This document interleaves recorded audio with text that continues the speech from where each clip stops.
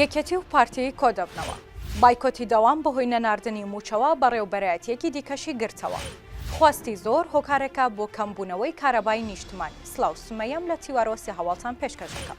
ململانەکان لەبارەی پێکێنانی کابینەی دەیەمی حکوومەتی هەرێمی کوردستان بەردەوامە و دوو حیزبە دەسەڵاتدارەکەی هەرێمیش هەریەکە و بە جۆرێک هەوڵ دەدەن بۆ پێکێنانی کابینەکە.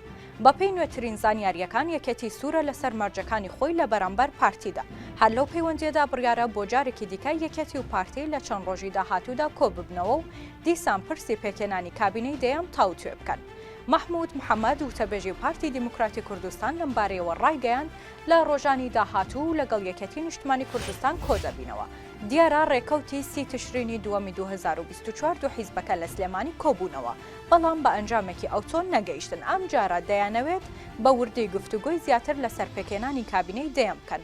ئامەش لە کاتێکدایە کە ڕۆژی 2 کانونی یەکەمی ساڵی 2024 کۆبوونەوەی یەکەمی پەرلەمانی هەرێم بەڕێوەچوو، کۆبوونەوەکە بەکراوەی مایەوە و ئەنجامێکی نەبوو.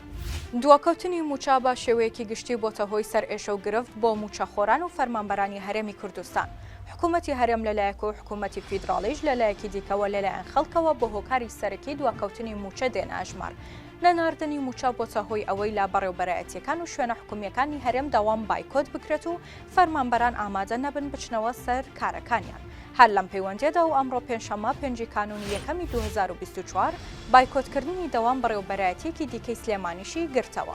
فەرمانبەرانی بەڕێوەبەرایەتی باجی خانوبەری سلێمانی بەهۆی دواکەوتن و دابەش نەکردنی موچەکانیانەوە بایکۆتی دەوامیان ڕاگەیاند و ڕاشیانگەیاند. هەتا وەکو موچەکانمان وەرنەگرین ئامادەنین بچینەوە سەر کارەکانمان.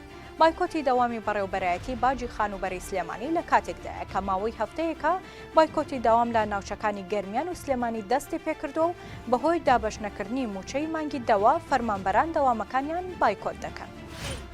هاوکات لەگەڵ هاتنی وەرزی سەرما و داواکاری خەڵکی شار و ناوچەکانی هەرێمی کوردستان بۆ کارەبای نیشتیمانی زیاتر، وەزارەتی کارەبای هەرێمی کوردستان ڕایدەگەێنێت. هۆکاری کەمکردنەوەی پێدانی کاتژمێرەکانی کارەبای نیشتیمانی بە هاوڵاتیان دەگەڕێتەوە بۆ خواستی زۆر لە بەکارهێنانی. ئومێد ئەحمەد وتەبێژی وەزارەتی کارەبا لەم بارەیەوە ڕایگەیاند لە مانگی 11دا لە هەرێمی کوردستان 16 کاتژمێر و 13 خولە کارەبای نیشتیمانی هەبووە، بەپێی خواست لەوانەیە لە هەندێک ناوچە گەیشت بێتە 7 کاتژمێر.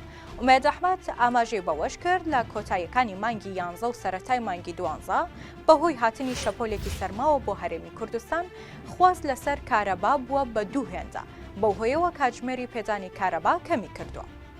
وتەبێژی وەزارەتی کارەبای هەرێم باسی لەوەش کرد کە توانای وەزارەتی کارەبا بۆ بەرهەمهێنانی کارەبا جێگرە هەموو ئەو بەرهەمانەی کە لەبەر دەستانایە هەموو ئەو بەرهەمانەی لەبەر دەستیانە خستویانەتە گەڕ بۆ بەرهەمهێنانی کارەبا، بەڵام زیادبوونی خواست بە شێوەیەکی بەرچاو بۆتە هۆی کەمبوونی کارەبا لە هەموو هەرێمی کوردستان. سێ هەواڵم پێشکەشکردن هەر شاد.